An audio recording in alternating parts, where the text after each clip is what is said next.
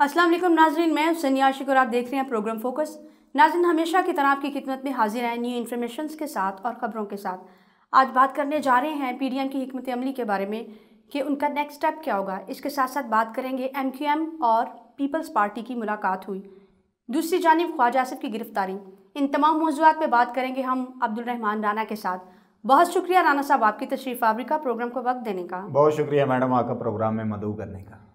राना साहब बताइएगा, ख्वाजा आसिफ को गिरफ्तार कर लिया गया है, ऑपोजिशन इसको इंतकाम का नाम दे रही है, इसके बारे में आप क्या कहेंगे? यार, ख्वाजा आसिफ का जो मैडम उन्होंने गिरफ्तारी की है वो बिल्कुल हुकूमत की कोई इंतकामी कार्रवाई इसमें सामने नज़र नहीं आती, क्योंकि एक पूरी का पूरा जो मरहला था ना इस मामले में, ख्वाजा आसिफ को बिल्कुल टाइम दिया गया था, बिल्कुल उन पे जो केसेस थे वो बताए गए थे कि आप पे क्या क्या केसेस हैं।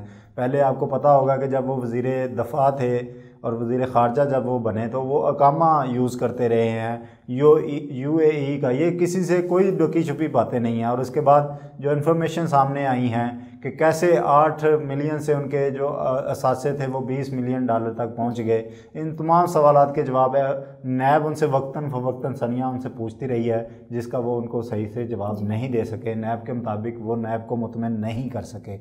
सबसे अहम डेवलपमेंट जो थी, एंटी करप्शन का भी एक केस उन पर खुला हुआ था। एंटी करप्शन का भी अगले दिन मैंने वो खबर फाइल की थी कि एंटी करप्शन हकाम ने कहा था कि कुछ सोसाइटीज़ हैं इल्लीगल सियालकोट में, जिसके रूह रबा में ख्वाजा आसिफ थे, उससे भी लोगों को चूना लगाया जा रहा था। उनके बेगम पे भी कुछ असासे डिक्लेयर हुए थे। तो ये वो चोरियां थी जिनको सामने आना, बहरहाल आज ना आती तो कभी ना कहीं सामने आनी ही थी। अब ये कहना कि इस पे बिल्कुल ही कोई इंतकामी कार्रवाई हो रही है, ये हम बड़े अहम लीडर थे, तो ये बिल्कुल गलत बात है। क्योंकि हुकूमत की बदनीयत तो तब होती जब नवाज शरीफ को जेल में डाला गया था, तो इनको भी साथ में डाल देते तो समझ आती कि कोई इंतकामी कार्रवाई हो रही है। लेकिन अब जो देखा गया है कि उनको पूरा एक ट्रायल का मौका दिया गया है। नैब अब वो चीज़ें नहीं रह गई कि आप शामो शाम जाके पॉलिटिकल इंजीनियरिंग करेंगे, जिसको मर्जी उठा के ला के जेल में रख दें। यहाँ पे तो ये भी होता रहा सनिया कि एसएचओ को हुक्म दिया जाता था कि इस पर मुकदमा बेशक कोई दर्ज ना करो, लेकिन अपने निजी टार्चर सेल में ले जाओ और इसको पकड़ के 5-7 दिन रखो। इसके जो मामला होंगे, शांगा मांगा की सियासत सबके सामने है। अब वो मामला सामने नहीं आ सकते क्योंकि अब सोशल मीडिया का दौर है, हर बंदा आज़ाद है। हुकूमत इस तरह के अच्छे हथकंडे इस्तेमाल कर ही नहीं सकती। मुझे समझ नहीं आती ये मरीम नवाज़ किसको बेवकूफ़ बनाने के लिए इस तरह के बयान दाग रही हैं। कल मशीर इतलात वज़ीर आला की जो हैं डॉक्टर फरदौस आशिक़वान ने भी इसका बड़ी खूबसूरती के साथ जो है वो जवाब दिया था, और उन्होंने कहा था कि हमने देख लिया है कि कितना रिएक्ट करेगी पीडीएम, उस हवाले से भी वो भी हमारे सामने हैं। तो हमें किसी तरह का कोई खौफ नहीं है। जिस तरह से कानून अपना रास्ता बनाएगा उसी तरह से मामला जाएंगे। देखें, जब आपको नोटिस भेजा गया था 1.5 माह पहले नैब की जानब से, और उसमें फिर 20 सवाल भेजे गए, आप उनके 20 सवालों का जवाब नहीं दे सके, तो फिर आपको ये कहना या आपकी पार्टी की तरफ से ये कहना कि ये जुल्म है, ज़्यादती है, मेरा ख्याल है। वैसे रहमान साहब, एक क्वेश्चन है यहाँ पे, मेरे माइंड में एक क्वेश्चन है कि इनकी जायदादें, इनकी ये सारे जो अकाउंट्स है, बैंक बैलेंस,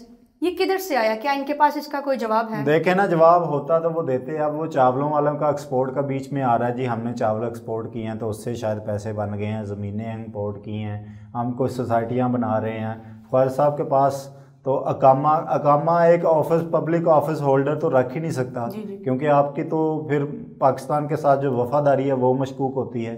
आप वज़ीर ख़ारजा होते हुए या वज़ीर दफ़ा होते हुए कैसे कोई बिज़नेस कर सकते हैं? आपके फुल टाइम जॉब तो वो है जो आपका मुल्क के लिए आप कर रहे हैं। वज़ीर दफ़ा या वज़ीर ख़ारजा जाके मुल्कों के साथ एग्रीमेंट थोड़ी डील करेगा कि जनाब आके तो मैं ये बिज़नेस करना चाहता हूँ या मैं ये करना चाहता हूँ। इसी वजह से पाकिस्तान बर्बाद हुआ है कि नवाज शरीफ साहब जो हैं बहुत दूसरे मुल्कों में जाके अपनी जो उनकी स्टील मिल्स थी या अपने जो उनके कारोबार थे वो बढ़ रहे थे। पाकिस्तानी अवाम को गुस्सा क्या है नून लीग पे कि शाहिद खान अब्बासी की जो एयरलाइंस है वो तो तरक्की कर रही थी, लेकिन पीआईए डुबो रहे थे, पीआईए खसारे में जा रही थी। कह रहे थे स्टील मिल ले लें और पीआईए साथ फ्री है। तो ये इस तरह के बॉन्ड्स और इस तरह के जो सर्कमस्टांसेस पैदा करते हैं, ये ज़ाहिर है लोगों को फ़ायदे पहुंचाने के लिए ही होते हैं। तो ख्वाजा आसिफ से जब जो उन्होंने पूछे सवाल तो उन्होंने आए बाएँ शाएँ किया, कोई जवाब उन्होंने तसल्ली बख्श नहीं दे सके। इस वजह से उनकी गिरफ्तारी आई है। और ख्वाजा साहब के पास जब नैब की टीम पहुंची है तो ख्वाजा साहब ने उनको कहा जी बिल्कुल आप जून के महीने में कहा जा रहा है, जून के महीने में जो है इनकी इन्वेस्टिगेशन शुरू की गई थी, आखिर किसी बात की जवाब पे इनको देखें ना, अब 6 माह गुजर गए हैं, उसको भी अब दिसंबर है, 6 माह गुजर गए हैं, 6 माह का एक पूरा ट्रायल हुआ है उनका। और अब ये कहना कि जल्दी में या शायद इनको प्रेशराइज करने के लिए, प्रेशराइज करना होता तो जून में कर लेते। बिल्कुल।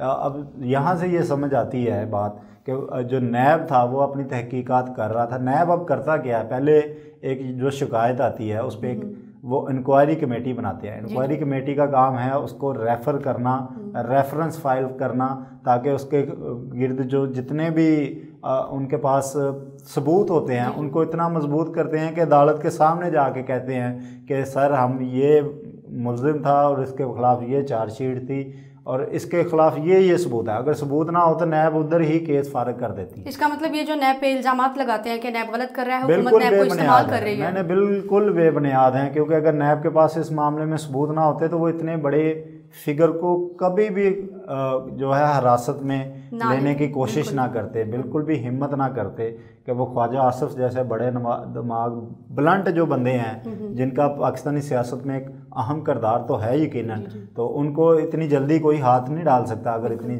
सबूत ना होते। सबूत है तो बिल्कुल सबूत है तो। अच्छा राना साहब, मरियम नवाज कहती हैं कि ख्वाजा आसिफ को जल्द से जल्द रिहा किया जाए, वरना हालात जो भी हुए उसकी जिम्मेदार जो है हुकूमत होगी। देखें ये इस सारी सिचुएशन को आप किस नज़र से देखते हैं? देखें ये जो धमकी वाला फार्मूला ना अब नहीं चलेगा, ये पहले होता था जनाब के। ये तो सीधी सीधी धमकियां देती हैं, बिल्कुल सीधी सीधी धमकियां। मैं भी वो प्रेस कॉन्फ्रेंस लाइव सुन रहा था इनकी ख्वाजा आसिफ की गिरफ्तारी के बाद मरीम नवाज़ की, तो ये सीधी सीधी धमकी है। वो अब ज़माना चला गया कि बड़े भाई नाराज़ हो रहे हैं, मलिक साहब ये कर दें, मलिक साहब वो फैसला कर दें। अब वो उस तरह के फैसले नहीं होंगे, यही नया पाकिस्तान है। इमरान खान ये तो सेम मुझे उसी तरह लग रहा है जैसे इस्तीफों वाला ड्रामा साथ में चल रहा है, साथ में ये भी चल रहा है। बिल्कुल ये उसी तरह के मामला है सारे, क्योंकि अब तो वज़ीर आला की जो हैं मशीर इत्तलात फरदौस आशिक खान, उनकी प्रेस कॉन्फ्रेंस कल मैं देख रहा था, तो उन्होंने सीधा कहा कि अगर इनका एहतजाज ख्वाजा आसिफ के बाहर घर के 5 बंदे भी जमा नहीं हुए तो इन्होंने हमें क्या धमकियां देनी है, इस तरह की बातें वो किसी और को बताएं।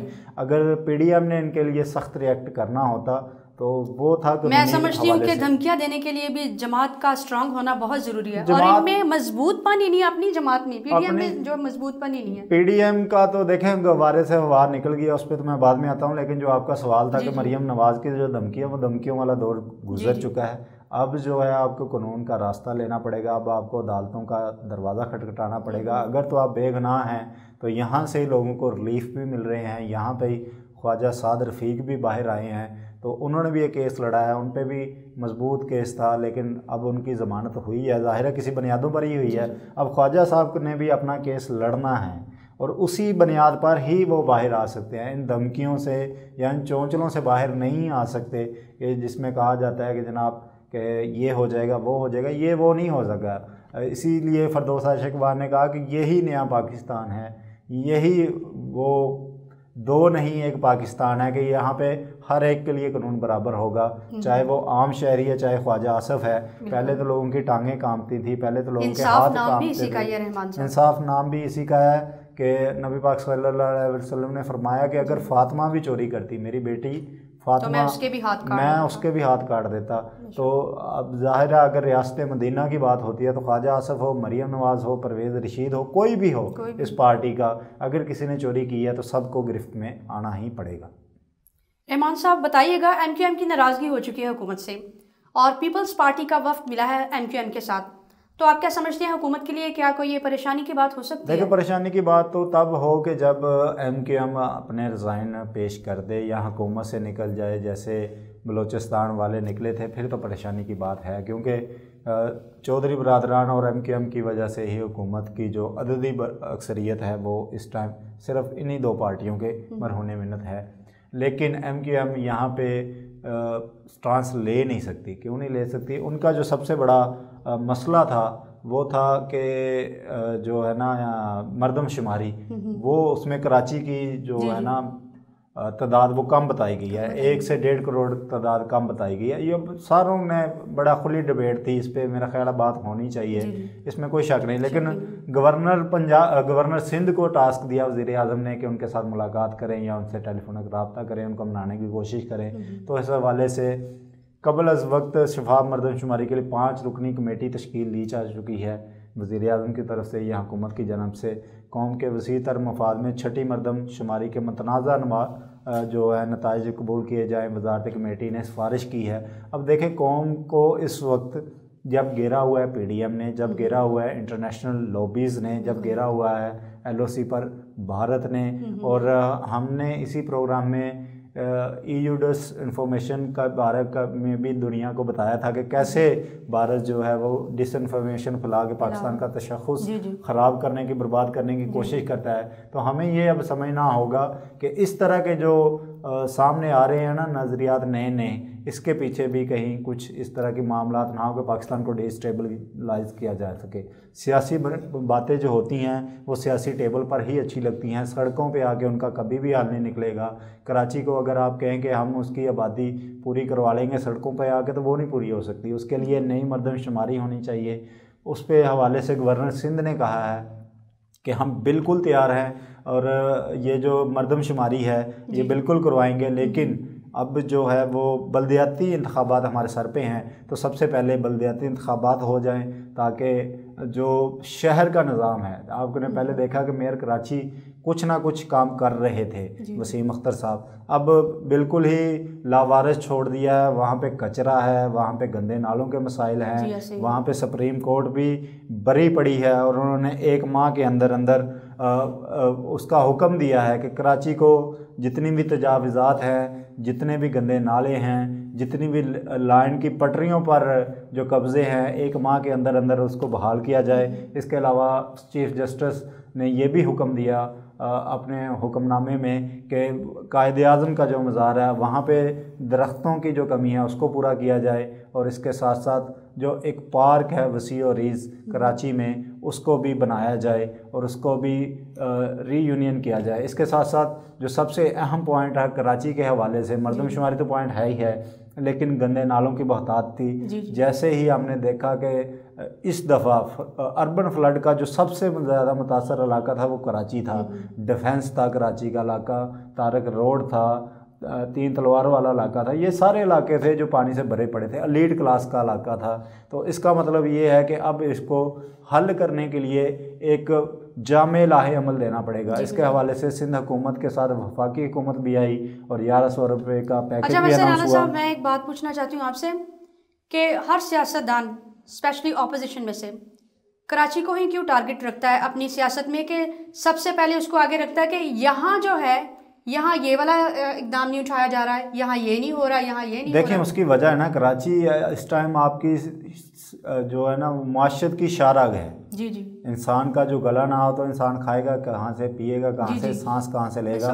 तो ये जो कराची है ना जी, ये पाकिस्तान की मईशत की, पाकिस्तान के पैसे की, पाकिस्तान की इकोनॉमी की शाहराग है। अच्छा ठीक है। कराची में सबसे ज़्यादा टैक्स आता है, कराची में हमारी सबसे ज़्यादा इंपोर्ट एक्सपोर्ट होती है, कराची में इंडस्ट्री है, कराची में ताजर है, कराची में पैसा है। इसलिए कराची सबसे अहम होना भी चाहिए सनिया, क्यों ना हो, क्योंकि बहरी जहाज़ वहाँ पे लंगर अंदाज होते हैं, वहाँ से मुल्क की मईशत का पिया चलता है, वहाँ से ही सारे ताजर दुनिया भर में अपनी इंपोर्ट एक्सपोर्ट बेचते हैं। अब ग्वादर दूसरी हब बनने जा रहा है, लेकिन जब तक ग्वादर फुली ऑपरेशनल नहीं होता तब तक हम कराची पे ही रिलाई करते रहेंगे। और कराची आज से नहीं, ये कराची कितने सैकड़ों सालों से ही जो है पूरी दुनिया का जो नज़र में है। गोरे भी जब यहाँ पे आए ना तो उन्होंने भी इस जो इलाका था कराची का, इसको उन्होंने बड़ा डेवलप किया, इधर बड़ी बंदरगाहें बनाई, क्योंकि यहाँ से ही दुनिया भर का रास्ता जाता है। ये वो समंदर है जिसमें सारी जो है ना सनिया पूरी दुनिया का गेट वे है, क्योंकि ये वो समंदर है गर्म पानियों का, जहाँ पे समझ लें कि पूरा साल तजारत होती रहती है। अल्लाह ताला ने कितना खूबसूरत ख़ित्ते से पाकिस्तान को नवाजा है कि कुछ समंदर हैं जहाँ पे बर्फ़ जम जाती है, सर्दियों में वहाँ पे तजारत बिल्कुल नहीं हो सकती। कुछ ऐसे हैं जहाँ पे आप सफ़र नहीं कर सकते, बड़े ख़तरनाक इलाके हैं। लेकिन पाकिस्तान का जो समंदर है वो इस लिहाज से, इस बहरा हिंद जिसको कहा जाता है, जिसके साथ इंडिया है, जिसके साथ सारा अरब है, जिसके साथ यूरोप का हिस्सा लगता है, तो समझ लें एक जो चौथाई इलाका है आबादी का दुनिया का, वो इसी इलाके से घूम के जाता है। तो इसकी इम्पोर्टेंस तो है ना, इसलिए कराची के जो मामलात हैं उसको सारी पार्टियों का फोकस होता है और होना भी चाहिए। नाज़रीन, रहमान साहब के साथ हमारे बातों का सिलसिला जारी रहेगा। हम लेते हैं छोटा सा ब्रेक, मिलते हैं ब्रेक के बाद।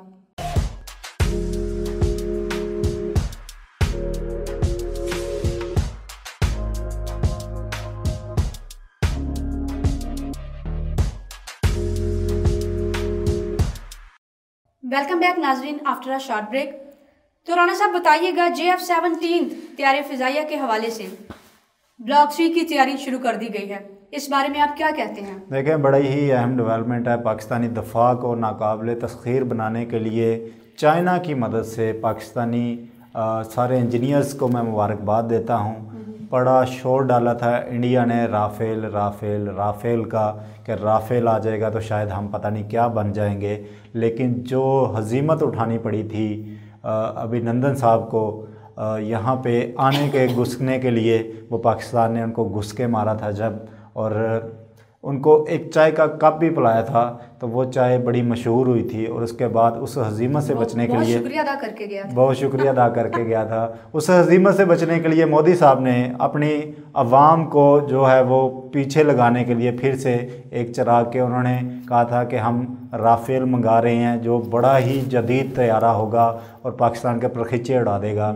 लेकिन यहाँ पे मैं बताता चलूँ, इंडिया वालों को समझाता चलूँ कि कभी भी तैयारे नहीं लड़ते, इंसानों का हौसला लड़ता है। और पाकिस्तान के जवांबाज को दुनिया सारी जानती है कि वो कैसे लड़ते हैं। और जब वो जहाज़ पे निकलते हैं, अल्लाह अकबर की फ़ज़ा बुलंद करते हैं, तो दुनिया पर जो हैबत तारी होती है वो किसी फिर वहशत से कम नहीं होती। JF-17 के जो डबल सीटर तैयारे थे, जो 2 पायलट उड़ाएंगे, वो हवाले कर दिए गए हैं और ब्लॉक 3 की तैयारी शुरू कर दी गई है। इस हवाले से चीन का शुक्रिया अदा किया है पाकिस्तान ने, और हम भी करते हैं अपने प्रोग्राम की तवज्जो से, क्योंकि बहुत ही पाकिस्तान के दफ़ा के लिए ये ज़रूरी है। राफ़ेल समेत तैयारों के हम पल्ला जदीद हथियारों से लैस JF-17 ब्लॉक 3 2022 में फ़ज़ा में बुलंद होगा। एयर चीफ मुजाहिद अनवर ख़ान ने ये कहा है। और पाक फ़ज़ाइया ब्लॉक 3 बहुत अहम मनसूबा, दफ़ाई पैदावार में तावन हमारी दोस्ती की मिसाल है। चीनी सफ़ीर ने ये कहा है। नाइजीरिया ने भी ये JF-17 जो तैयारे हैं उसकी मांग की थी पाकिस्तान से। पाकिस्तान इसको बेच भी रहा है, जिसमें दफ़ाई हवाले के साथ तो पाकिस्तान ख़ुद कफ़ील हुआ ही हुआ है। इसके साथ लोगों को बेच के, मुख्तलिफ़ मुल्कों को बेच के भी पाकिस्तान को इसके ज़रिए मुबादला आ रहा है। और जैसे ही ब्लॉक 3 आ जाएगा सनिया, तो ब्लॉक 3 के आने के बाद ये जो राफ़ेल का इनका हवा था, वो भी 2 सालों के अंदर अंदर पाक फ़ौज इनका गरूर सर बुलंद जो हो रहा था उसको मिट्टी में मिला देगी। इसके साथ साथ जो अहम डेवलपमेंट थी उसमें मैं आपको बताता चलूँ कि पाक बहरिया ने भी एक मिसाइल का तजर्बा किया। फायरिंग का कल कामयाब तजर्बा हुआ है पाक बहरिया की जानिब से भी। और पाक बहरिया के जो कमांडर हैं उन्होंने भी कहा है कि पाक बहरिया किसी भी जारियत का भरपूर जवाब देने के लिए सलाहियत रखती है। नेवल चीफ ने कहा बहरिया की ऑपरेशनल तैयारियों पर उन्होंने इत्मीनान और खुशी का इजहार किया है। और JF-17 थंडर ब्लॉक 3 मंसूबा हर कीमत पर वतन का दफा यकीनी बनाएंगे। ये एयर चीफ ने कामरा में कहा है। एक तरफ एयर चीफ हैं, दूसरी तरफ नेवल चीफ हैं, दोनों ही अपनी अपनी तैयारियां भरपूर करते नज़र आते हैं। JF-17 थंडर की बात करें तो 3 रडार के साथ ऑपरेशनल किया है और भारत के हासिल करदा राफ़ेल से ये बेहतर होगा, ये कहना है हमारे आर्मी चीफ मुजाहिद अनवर ख़ान का। जो राफ़ेल की जितनी बातें की जा रही थी सनिया, तो ये राफ़ेल से एक कदम आगे होगा। और इसके साथ साथ दफाई पैदावार में जो है वो अहम डेवलपमेंट सामने आएंगी। तो मेरा ख़्याल है चीन का शुक्रिया अदा जितना भी करें वो कम होगा। राना साहब बताइएगा, नवाज शरीफ का 16 फरवरी को पासपोर्ट ख़त्म होने जा रहा है, नून लीग के लिए ये बात किस हद तक परेशानी का बायस? देखें, बड़ी अहम डेवलपमेंट है ये कि उनका पासपोर्ट जो है ना वो ख़त्म हो रहा है। जो वो वतन वापस नहीं आ रहे थे उनके लिए ये बड़ा ही अब मसला बनने जा रहा है। एक तरफ से डील की बात होती है, हमारे सामने नज़र आती रही है कि जनाब शायद डील हो रही है, शायद सऊदीया चले जाएंगे, शायद वो उम्रा करेंगे, शायद सऊदी शाहों ने कह दिया कि नवाज शरीफ के बगैर ये मुल्क नहीं चलता। तो ये सारे मामला जो थे हमारे सामने नज़र आते थे। नून लीग का मीडिया सेल इसको फैलाता नज़र आ रहा था, लेकिन अब हुकूमत की जानिब से एक पॉइंट सामने आ गया है। वफाकी वज़ीर दाखिला शेख रशीद ने कह दिया है कि नवाज शरीफ का पासपोर्ट 16 फरवरी को हम मनसूख कर देंगे और इसकी कोई जो है ना वो हम फर्दर किसी सूरत में भी इसको करेंगे कि पाकिस्तान नहीं आना तो फिर नवाज शरीफ ने किधर जाना है, क्योंकि बरतानिया में जो है देखें उनके तो पूरे दुनिया में उनके बिजनेस हैं, वो तो किसी भी जगह पे बैठ के अपनी याशी कर लेंगे। पहले तो वो पाकिस्तान को लूटते थे। शेख रशीद साहब ने इस हवाले से कल बड़ी ही सख्त बातें की हैं। उन्होंने कहा अकामे वाले, मनी लॉन्ड्रिंग वाले बेनकाब हो रहे हैं, मुज़ाकरात के दरवाजे खुले हैं, हम मुज़ाकरात के लिए तैयार हैं, लेकिन ये जो करप्शन है इस पर कोई दूसरी बात नहीं होगी। लीगी कायद की पासपोर्ट की तजदीद नहीं की जाएगी, वजारत दाखिला ने हदायत जारी कर दी है और उन्होंने कहा कि सियासी इंतकाम के कायल हैं, ना एहतसाब से पीछे हट सकते हैं। फजलुर रहमान नैब को धमकियाँ दे रहे हैं। पीपल्स पार्टी ने पीडीएम बयानी है कि बखिए उधेड़ दिए हैं। ये सारी उनकी आपको पता है कल की जो उनकी सख्त प्रेस कॉन्फ्रेंस थी उसमें उन्होंने बिल्कुल वाजे कर दिया। उसके साथ साथ उन्होंने कह दिया कि वे वेला कर रहे हैं कि हमसे इंतकाम लिया जा रहा है। कौन सा इंतकाम है जो हम ले रहे हैं उनसे? कानून अपना रास्ता बना रहा है। नवाज शरीफ के जो जितनी हवा भरी थी ना, कुछ नून लीग के मीडिया सेल्स ने, कुछ एंकर्स ने, कुछ तज्जिया कारों ने कि शायद नवाज शरीफ की जो है वो डील हो गई है सऊदीया के साथ और वो सऊदीया जाएंगे उम्रा करने के लिए और वहाँ पे सऊदी शाह जो है उनको वेलकम करेंगे और पाकिस्तान दोबारा से वहीं पे रह जाएंगे। नहीं, वो पाकिस्तान दोबारा आएंगे और पाकिस्तान में आके तो वो शायद दोबारा से जो है ना वो बन जाएंगे वज़ीर आज़म।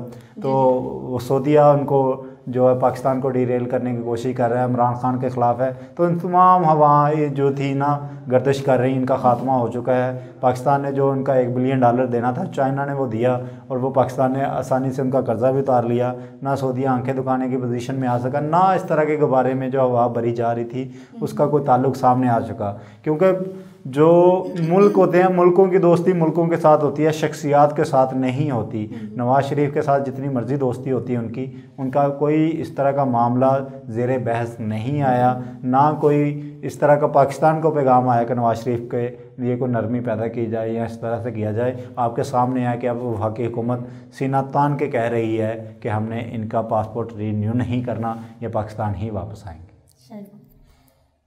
मेरा नेक्स्ट टॉपिक जो है वेरी इंपॉर्टेंट फॉर टुडे, मुफ्ती साहब को हटाकर और उसकी जगह अब्दुल कबीर आज़ाद चेयरमैन रोत हिलाल कमेटी मुकर्रर कर दिए गए हैं। बताइएगा कि ये कितनी अहम डेवलपमेंट है। देखें, ये पाकिस्तान में जब से तहरीक इंसाफ की हुकूमत आई थी, जब से यहाँ पे ये मामला बन रहा था, पहले भी हमने इस पाकिस्तान में देखा कि दो दो किस्म की ईदें होती थी। पेशावर के एक मदरसे वाले अलग पोपल जई साहब अपनी ईद मना के बैठ जाते थे। अजानों का बड़ा मामला था, कोई अपनी किसी वक्त पे अजान दे रहा था, कोई किसी वक्त पे। नून लीग के दौर में ये मामला शुरू हुआ था कि इस्लामाबाद में एक वक्त मुकर्रर कर दिया जाए जिस पे सारे ही एक वक्त में अपनी नमाज अदा करें। एक वक्त में जितने भी मज़ाहब हैं पाकिस्तान में, चाहे वो ईसाईयत है, चाहे वो हिंदू हैं, चाहे वो सिख हैं, जिनके जो मुक़द्दस डेज़ आते हैं वो अपने अपने वक्त पे जो है वो मना सके। इस हवाले से रूयत हिलाल कमेटी का बड़ा ही अहम जो है किरदार होता था मुल्की कि वो रूयत देखते थे चाँद की कि कब चाँद पैदा हो रहा है, कब चाँद नज़र आ रहा है। तो इस हवाले से बड़ी कॉन्फ्लिक्ट हमारे सामने नज़र आते थे। कभी पेशावर में ईद पहले हो रही थी, कभी कोयटा में ईद पहले हो रही थी। तो तहरीक इंसाफ की जब हुकूमत आई, वैसे ये क्या मामला, मेरा आपसे एक पर्सनल क्वेश्चन है कि ये क्या मामला है? पेशावर में अलग ईद मनाई जाती है और एक और एरिया है उसमें अलग ईद, और इधर पाकिस्तान और लाहौर में अलग ईद। देखें, ये बड़ा कंट्रोवर्शियल किया जाता था इस टॉपिक को भी। कुछ लोग कहते थे शायद सऊदी फंडिंग है पीछे या सऊदीया के साथ ईद मनानी चाहिए। कुछ लोग कहते थे कि हमें जो है वो पाकिस्तान की हदूद को हम नहीं मानते। तो ये बड़े कौमी सलामती के इश्यूज़ थे। इस पर जितनी भी बहस की जाए हमारा प्रोग्राम छोटा पड़ जाएगा, ये बड़ा लंबा एक टॉपिक है। तो इस हवाले से वफाकी वज़ीर फवाद चौधरी साहब जब इस अपनी वजारत को उन्होंने साइंस एंड टेक्नोलॉजी को संभाला तो उन्होंने एक कैलेंडर शाया किया था जो अगले 50 सालों के लिए काफ़ी था। दुनिया भर में साइंस इतनी टेक्नोलॉजी इतनी तरक्की कर चुकी है कि बता सकते हैं कि कब जो है वो साल ख़त्म होगा, कब नया चांद आएगा, कब कौन सा दिन आएगा। आप अपना कैलेंडर खोले ना मोबाइल पे तो वो कैलेंडर भी आपको बता रहा होता है कि कितने दिनों में ईद होगी, कितने दिनों में आपके रमज़ान आएगा, कब ईस्टर है, कब आपकी 25 दिसंबर है, कब आपका, वो सारा कुछ बता रहा है। तो जब टेक्नोलॉजी इतनी एडवांस हो गई है तो फवाद चौधरी साहब का बिल्कुल ये ठीक था कि ऐसे मौलवी जिनको खुद नज़र कुछ नहीं आता उनको क्या ज़रूरत है इस तरह के इतने भारी भरकम आपको देते रहने के। तो मेरा ख्याल है बड़ा ही अच्छा मूव किया है हुकूमत ने कि एक ऐसे शख्स को लेके आए हैं सामने जिनका किरदार बड़ा ही मुस्बत है और उनके वालिद की एक पूरी लेगेसी थी, उनका उलमा कराम में उनकी बड़ी एहतराम है। तो 19 रुकनी कमेटी बनाई गई है इस हवाले से। अब्दुल खबीर साहब उसके जो हैं वो चेयरमैन मुकर्रर किए गए हैं। 19 रुकनी कमेटी में राग़ब नईमी साहब, मोहम्मद हुसैन अकबर साहब हैं, फजल रहीम साहब हैं, यासीन ज़फ़र और इकबाल चिश्ती साहब शामिल हैं, अली असगर हैं, फैसल अहमद हैं, करार नकवी, फ़ज़ल जमील, अब्दुल गफूर, यूसुफ कश्मीरी भी रुकन होंगे स्पार्को और साइंस से रिलेटेड जितने भी अदारे हैं वो भी जो हैं इनका मेंबर होंगे। तो अब्दुल खबीर आज़ाद साहब मेरा ख़्याल है कि मुतनाज़ा शख्सियत भी नहीं है, बड़े ही साफ़ सुथरे लोग हैं, नफीस आदमी हैं और बादशाही मस्जिद की इमामत कर रहे हैं, ख़तीब भी हैं। तो मेरा ख़्याल है बड़ा ही हुकूमत ने सोच समझ कर ये फ़ैसला किया होगा और उम्मीद है कि अब्दुल खबीर आज़ाद साहब भी हुकूमत की जो नाव है उसको पार लगाने में और जो रवादारी है दीन के अंदर उसको तमाम फ़िरक़ों को साथ लेकर चलने में कामयाब हो सकेंगे। राना साहब बताइएगा कि कोरोना की दूसरी लहर और उसमें फिर कोरोना की एक और किस्म नई, उसके बारे में क्या कहते हैं? देखें, ये इंग्लैंड में सामने आई है कोरोना की नई किस्म। जब वैक्सीन उन्होंने की है तो वो बड़ी ही ख़तरनाक इसलिए है कि वो जल्दी फैल जाती है, जल्दी अब लोगों उससे मुतासर हो जाते हैं, तो इसलिए वो बड़ी ख़तरनाक थी। सारे दुनिया ने बरतानिया का जो है वो समझ लें बाइकाट किया एक हवाले से, लेकिन क्योंकि अपने आप को तो बीमार नहीं था करना, इस हवाले से हमें देखना पड़ा। पिछले हफ्ते भी बड़ा देखा कि जो यूके ख़ास तौर पे लंदन का इलाका था उसको छोड़ के लोग बड़ी दूर जल्दी से बाहर की तरफ निकले। एक डर और खौफ का समा हो गया, अपनी कंट्री को छोड़ के बाकी कंट्री और बाकी दूसरे इलाकों की तरफ भी निकले। लेकिन उसका देखा हमने कि बड़ा तब सूरत हाल ख़राब हुई कि जब पाकिस्तान ने भी इस सूरत हाल का अदराक किया और एक हफ़्ते के लिए जो यूके से आने वाली फ़्लाइट थी उसको ऑपरेशनल तौर पे बंद कर दिया। तो इस हवाले से पाकिस्तान ने इस एक हफ़्ते को भी एक हफ़्ता मज़ीद एक्सटेंड कर दिया है कि इसमें जो है वो ना किया जाए, यूके से के साथ रवाबत ना रखे जाएं। तो पाकिस्तानियों में भी से भी जो 16 लोग आए थे यूके में, कराची में लैंड हुए थे, उनमें से 2 की तशख़ीस कल मीडिया रिपोर्ट कर रहा था कि हो गई है। तो अब जो है उसको फैलने से बचाना चाहिए, क्योंकि फैलने से इसलिए बचाना चाहिए कि ये जो है ना नहीं एहतियात ही, और वो हम करते नहीं। इसको साइरस वायरस का नाम दिया जा रहा है, तो ये साइरस वायरस है भी ख़तरनाक, क्योंकि ये ज़्यादा अगर डैमेज तो करता है या नहीं करता उसकी बात तो अलग है, लेकिन ये जो वायरस है ना ये इंसान को बड़ी जल्दी छूता है, इसलिए इसके नुकसान ज़्यादा हैं। एहतियात करनी चाहिए, जो लोग आए हैं उनको क्वारंटाइन रहना चाहिए, लोगों को चाहिए कि वो उनसे दूर रहें, उनके घर वालों को चाहिए कि वो उनसे दूर रहें, एक पूरा क्वारंटाइन का माहौल हो और वहाँ से वो उधर से बच सकें। इसलिए ज़रूरी है कि वहाँ पे जो है लोगों को अपने हफाजत के लिए, अपनी चीज़ों के लिए, अपने ख़ानदानों के लिए ज़रूरी है कि बचाव किया जाए। पाकिस्तान ने वैक्सीन के हवाले से भी बड़ी अहम डेवलपमेंट सामने आई है और चीन से ख़रीदने का फ़ैसला किया है। तो मेरे सामने ये इसके कुछ हैं कि अब आम शेयर करता चलूँ। वज़ीर आज़म ने कल कहा है कि ये निज़ाम कौमी शनाख्ती कार्ड नंबर पर मुबनी जो SMS इंटरनेट पर कोविड वैक्सीन के लिए आज खुद मरहलावार रजिस्ट्रेशन के काबिल बनाएगा। तो सनिया सबसे पहले जो है वो चीन से ख़रीदने का फ़ैसला किया। ये कहा यह जा रहा है कि जल्दी ही पाकिस्तान में मैसर होगी और तकरीबन ये अगले साल फरवरी या मार्च तक पाकिस्तान में वैक्सीन आने के चांसेस हैं। इसलिए जब तक वैक्सीन नहीं आती पाकिस्तानियों को हिफ़्ज़ान सेहत के असूलों पर अमल दरामद करना होगा और ख़ुद बचना होगा। बहुत शुक्रिया अब्दुल रहमान साहब, आपने प्रोग्राम को अपना कीमती वक्त दिया। नाज़रीन आपका शुक्रिया। आप प्रोग्राम फोकस देखते हैं। हम नेक्स्ट वीक में मिलेंगे, तब तक के लिए अपना ख्याल रखिए। हमें इजाज़त दीजिए। अल्लाह हाफिज़।